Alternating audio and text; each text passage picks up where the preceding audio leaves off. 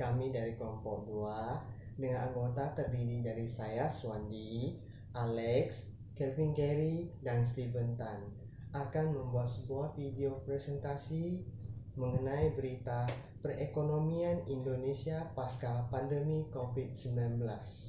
Pertama, saya akan jelaskan terlebih dahulu inti dari berita. Intinya adalah terjadinya penurunan pertumbuhan ekonomi di dunia yang disebabkan oleh wabah COVID-19 ini. Hal ini juga terjadi di Indonesia. Maka dari pemerintah akan menerapkan PSBB atau yang disebut dengan pembatasan sosial berskala besar. Setelah hal tersebut diterapkan, maka banyak perusahaan besar akan menutup sementara operasionalnya karena hal tersebut untuk mencegah terjadinya penularan baru COVID-19 di berbagai perusahaan. Maka perekonomian di Indonesia mengalami penurunan.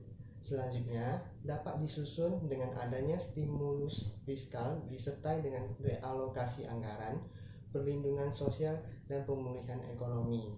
Maka secara perlahan perekonomian Indonesia dapat meningkat kembali. Nah, di sini masyarakat di Indonesia juga bisa terbantu karena hal tersebut. Karena setelah COVID-19 ini terjadi, banyak masyarakat yang kehilangan kerja dan mereka tidak memiliki income yang stabil. Maka dari itu rancangan ini dapat membantu masyarakat maupun pemerintah Indonesia. Jika dianalisis dari sudut pandang motivation and value, motivasi dari berita ini ialah kekosongan aktivitas selama hampir 3 bulan sejak pertengahan Maret masih memberikan peluangan bagi perusahaan untuk bangkit kembali. Keuangan perusahaan diperkirakan masih bisa bertahan sampai 3 bulan. Beda halnya jika perusahaan tersebut dibuka kembali pada bulan Agustus atau bahkan Desember. Perusahaan perlu waktu untuk mencari pegawai baru untuk mulai operasional. Nah, di sini perusahaan dapat menerapkan new normal seperti mengatur kembali jadwal pekerjaan pekerja, kemudian jaga jarak antar pekerja, dan menggunakan masker selama bekerja. Kemudian dari sudut pandang value, dengan penciptaan output, nilai tambah, dan pendapatan dalam perekonomian, stimulus fiskal yang digelontorkan akan menyerap tambahan tenaga kerja sebesar 15 juta orang atau 11,84% dari total tenaga kerja. Stimulus fiskal ini diharapkan dapat memberi kontribusi terhadap perekonomian yang bertumbuh di Indonesia pada tahun 2020 sebesar 3,24%. Nah, di sini kan karena banyak masyarakat yang mengalami pengangguran kerja. Nah, dari rancangan tersebut, maka masyarakat di Indonesia dapat mengembali ke pekerjaan tersebut. Demikian presentasi dari saya. Materi selanjutnya akan disampaikan oleh anggota selanjutnya. Nama saya Alex. Saya akan menjelasin personality dan lifestyle. Seorang pengusaha tentu saja tidak ingin perusahaannya mengalami kerugian. Jadi pada masa pandemi COVID-19 ini, pengusaha pasti akan melakukan planning atau mencari solusi untuk bertahan hingga pandemi ini berakhir. Setelah 3 bulan kembali ke aktivitas normal, maka rencana yang telah dibuat akan dilakukan secara bertahap-tahap. Seorang pengusaha pasti sudah terbiasa dengan keuntungan dan kerugian karena sudah banyak mengalami pengalaman tersebut. Jadi mereka pasti tahu apabila terjadi pandemi seperti ini apa saja yang harus dilakukan. Jadi di sini kita bisa tahu kalau para pengusaha pasti akan melakukan segala sesuatunya untuk agar perusahaannya tetap bertahan hidup. Attitude change, dan interactive communication. Pada umumnya di seluruh perusahaan karyawan bekerja dengan 8 jam atau lebih dari pukul 8 hingga 5. Pendapatan mereka pun berkisar antara UMK atau di atas UMK. Banyak pengusaha yang bersikap tegas kepada karyawan-karyawannya untuk memakai masker pada saat jam kerja, karena jika melanggar peraturan tersebut bisa bertambah negatif kepada perusahaan. Selain itu, di beberapa perusahaan banyak karyawan yang jam kerjanya dikurangin, bahkan ada yang dirumahkan, sehingga pendapatan bulanan mereka itu pun menurun. Selama pandemi COVID-19 ini, banyak perusahaan yang menerapkan PSBB dan juga pengurangan waktu karyawan, pengurangan waktu kerja karyawan untuk menstabilkan kondisi perusahaannya. Dikarenakan pandemi ini, peluang bagus untuk berbisnis di bulan Idul Fitri pun berkurang dikarenakan ada penerapan PSBB. Baik, sampai sini aja Bang. Baik, saya Kelvin Carry 1846022. Saya akan menunjukkan presentasi berikutnya, yaitu mengenai consumer influence and the diffusion of innovation. Nah, jadi sekarang itu informasi yang didapatkan atau dibagikan itu kebanyakan melalui media teknologi, dan kemudian analisa yang dikeluarkan bahwa pada kuartal kedua, yaitu bulan April dan hingga bulan Juni, itu Indonesia akan mengalami ekonomi terendah.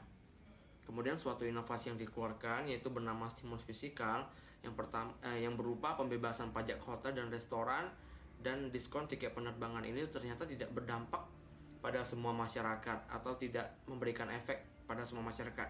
Mengapa? Karena stimulus fiskal tersebut hanya diberlakukan di beberapa daerah, dalam arti tidak diberlakukan di semua daerah.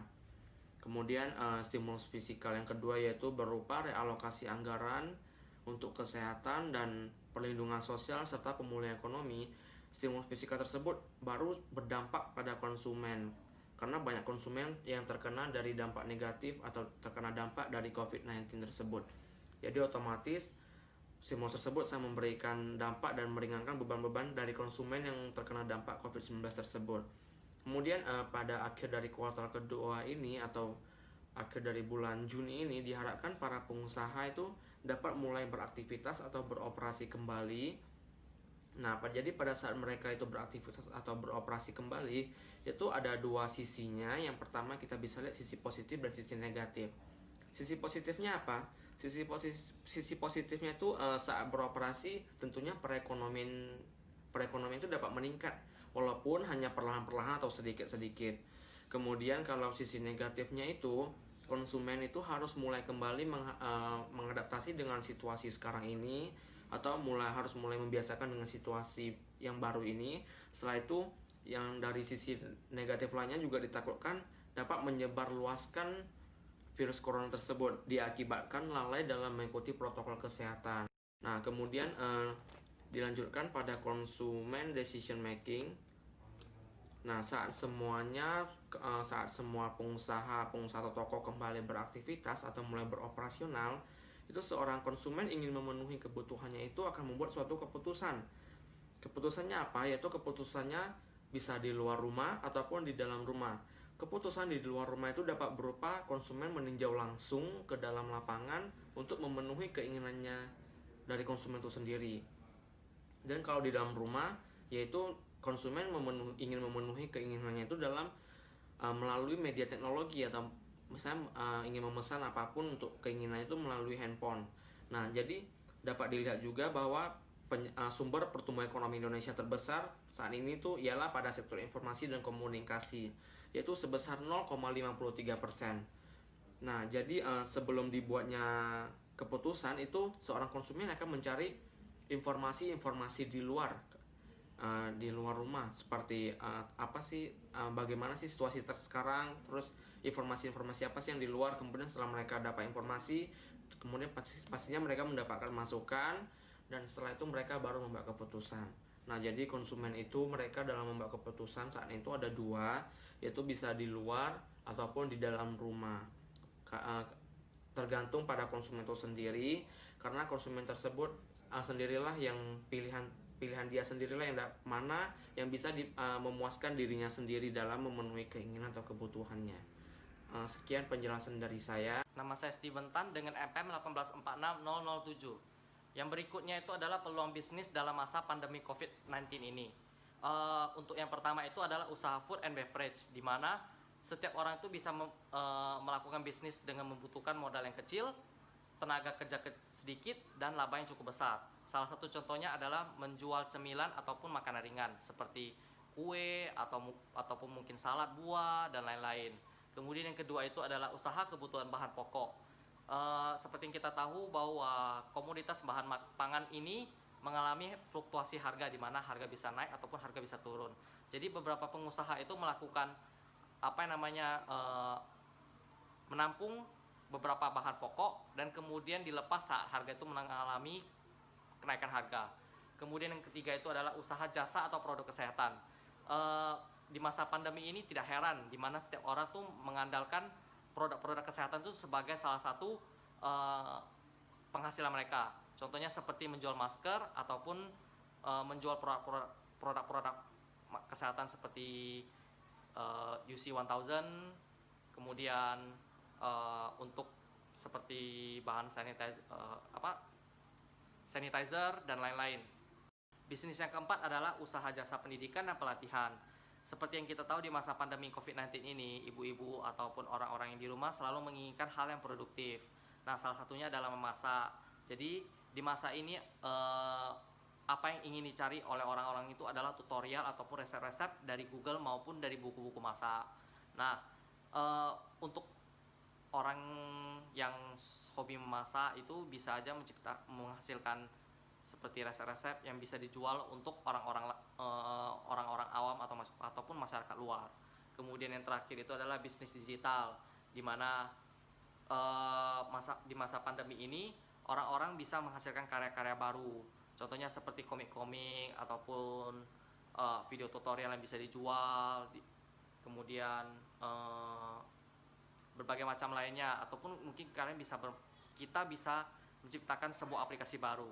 Menurut Mark Zuckerberg, orang yang sukses adalah orang yang selalu menciptakan hal-hal baru serta mencari cara untuk membuat peningkatan. Terima kasih karena telah menonton video kami.